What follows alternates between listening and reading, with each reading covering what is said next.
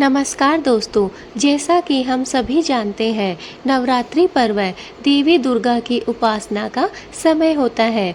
इस दौरान श्रद्धालु व्रत रखते हैं, लेकिन कई बार कुछ ऐसी छोटी छोटी गलतियां हो जाती हैं जो व्रत को प्रभावित कर सकती हैं।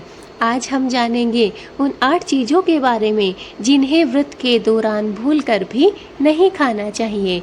ऐसी कौन कौन सी चीज़ें हैं जिन्हें खाने से हमारा व्रत टूट जाता है और माता रानी हमसे रुष्ट होकर हमारा घर छोड़कर चली जाती है और हमें आशीर्वाद की जगह माता रानी के रुष्ट होने के संकेत मिल जाते हैं। इससे हमारे घर में अशांति फैल जाती है, दुख दरिद्रता बढ़ने लगती है, साथ ही साथ मन भी हमारा अशांत हो जाता है। तो दोस्तों, चलिए बात करते हैं वो कौन कौन सी 8 चीज़ें हैं जिनका सेवन करने से हमारा व्रत टूट सकता है। नंबर 1, लहसुन और प्याज। जी हाँ दोस्तों, नवरात्रि के व्रत में लहसुन और प्याज का सेवन करना निषेध है, क्योंकि ये तामसिक माने जाते हैं और इनका सेवन पूजा में विघ्न भी डाल सकता है। इसलिए हमें नवरात्रि के 9 दिनों में प्याज और लहसुन खाने से बचना चाहिए, तभी हमारा व्रत सही से हो सकता है। नंबर 2, तामसिक भोजन अर्थात मांसाहार। दोस्तों, मांसाहार या किसी भी प्रकार का नॉनवेज खाना व्रत के दौरान नहीं करना चाहिए। यह न केवल व्रत को ही प्रभावित करता है, बल्कि हमारी मानसिक शांति को भी भंग कर सकता है। इसलिए हमें तामसिक भोजन अर्थात मांस मदिरा के सेवन से बचना चाहिए, चाहे किसी भी प्रकार का मांस हो। हमें नवरात्रि में 9 दिनों तक अपने घर में भी नहीं लेकर आना चाहिए। नंबर 3, अल्कोहल अर्थात शराब। जी हाँ दोस्तों, शराब का सेवन न केवल व्रत के दौरान अवांछनीय है, बल्कि यह हमारे शरीर और मन को अस्वस्थ भी बना सकता है। नवरात्रि का समय देवी की आराधना का समय होता है और शराब इन आराधनाओं में विघ्न भी डाल सकती है। इसलिए हमें मांस मदिरा के सेवन से हमेशा बचना चाहिए। शराब, अल्कोहल जैसे हमें उपयोग में नहीं लेने चाहिए। नंबर 4, मैदा और रिफाइंड आटा। जी हाँ दोस्तों, मैदा और रिफाइंड आटे से बनी चीज़ों से हमें बचना चाहिए। व्रत के दौरान आपको केवल गेहूँ या साबूदाना जैसे शुद्ध आटे का ही सेवन करना चाहिए। अगर दोस्तों आप उपवास से हैं और आपने फलाहार किया है, तो आपको अन्न भी ग्रहण नहीं करना चाहिए, अर्थात गेहूं का भी भोग नहीं करना चाहिए, भोजन नहीं करना है। लेकिन अगर आप उपवास कर रहे हैं और वो भी फलाहार कर रहे हैं, तो दोस्तों आप साबूदाना का जो आटा है, कुट्टू का आटा है, इनका आप सेवन कर सकते हैं। नंबर 5, पैक्ड और प्रोसेस्ड फूड्स। जी हाँ दोस्तों, व्रत के दौरान आपको पैक्ड और प्रोसेस्ड फूड्स से भी बचना चाहिए। इनमें अक्सर रासायनिक पदार्थ होते हैं जो शरीर के लिए ठीक नहीं होते। दोस्तों, जो भी हम लोग क्या करते हैं कि बाहर से खाना ऑर्डर कर देते हैं, जूस ले लेते हैं, लेकिन ऐसा हमें नहीं करना है। अगर हम उपवास रखते हैं तो हमें शुद्धता का ध्यान रखना है और कुछ भी बाहर का खाना पीना हमें नहीं करना है, इससे हमें बचना है। नंबर 6, दूध में चीनी। जी दोस्तों, नवरात्रि के दौरान व्रती लोग दूध का सेवन करते हैं, लेकिन अगर दूध में चीनी डाली जाए तो यह व्रत को प्रभावित कर सकता है। व्रत के समय मीठे का सेवन प्राकृतिक रूप से न करें, जैसे कि शहद या गुड़। दोस्तों, अगर आपको चीनी खाना है तो दोस्तों आप शहद या फिर गुड़ को काम में ले सकते हैं। सिर्फ हमें व्रत के समय में प्राकृतिक वस्तुओं का ही उपयोग करना चाहिए।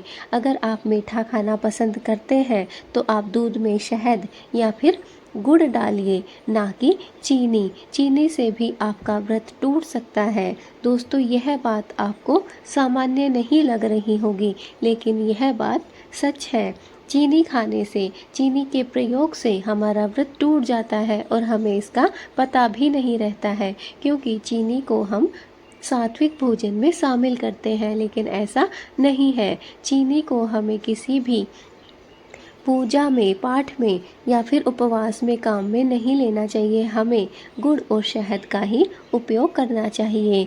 सेवई, जी दोस्तों, व्रत के दौरान सेवई या फिर नूडल्स जैसी खाद्य वस्तुएं हमें नहीं खानी चाहिए।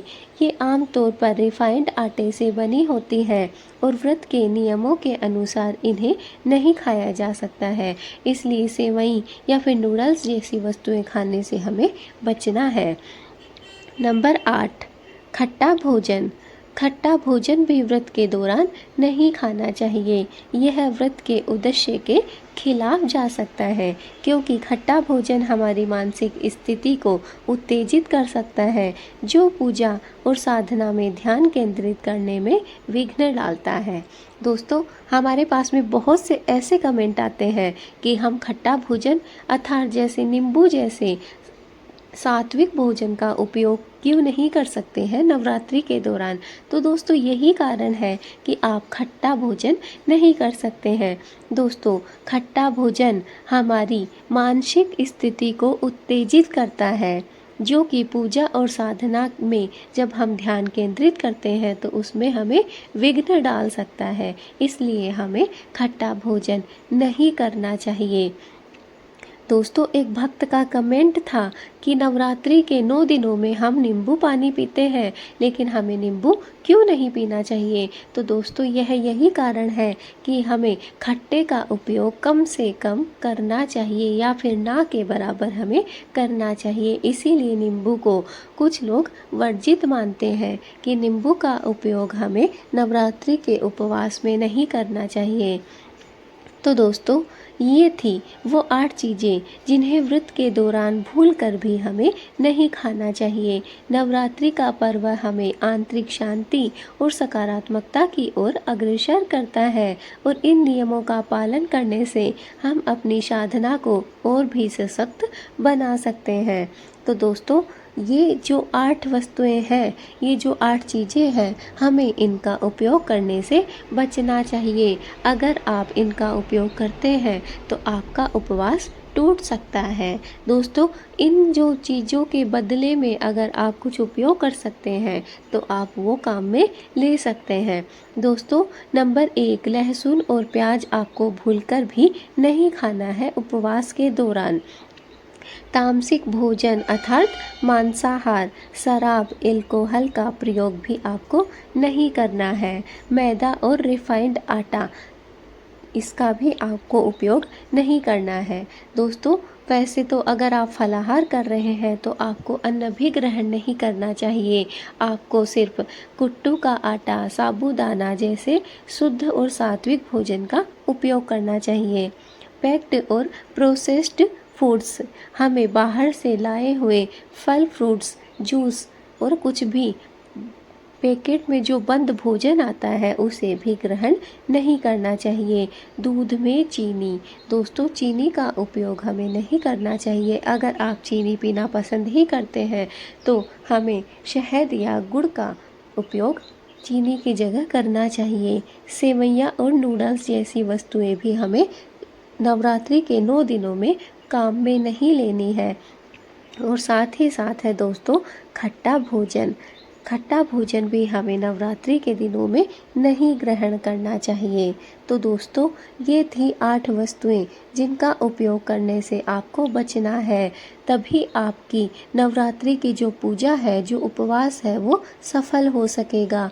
माँ दुर्गा आपसे प्रसन्न हो सकेगी। अगर आप भूल से भी इन्हें ग्रहण करते हैं, ये जो हमने 8 चीज़ें बताई हैं, इनका उपयोग करते हैं, तो दोस्तों, इससे हमारा व्रत टूट सकता है और माता रानी हमसे रुष्ट हो सकती हैं और इससे माता रानी हमारा घर छोड़कर भी जा सकती हैं। हमें इसका कुछ भी आशीर्वाद प्राप्त नहीं होगा। उपवास का कोई भी हमें फल नहीं मिलेगा। इसलिए जितना ज़्यादा हो सके इस वीडियो को शेयर कीजिए ताकि यह जानकारी सभी लोगों को प्राप्त हो सके और वो इन गलतियों को करने से बच सकें, ताकि माता रानी का आशीर्वाद सभी को मिल सके और माता रानी खुशी खुशी हमारे सभी के घर में विराजित हो सके। तो आप सभी को नवरात्रि की हार्दिक शुभकामनाएं।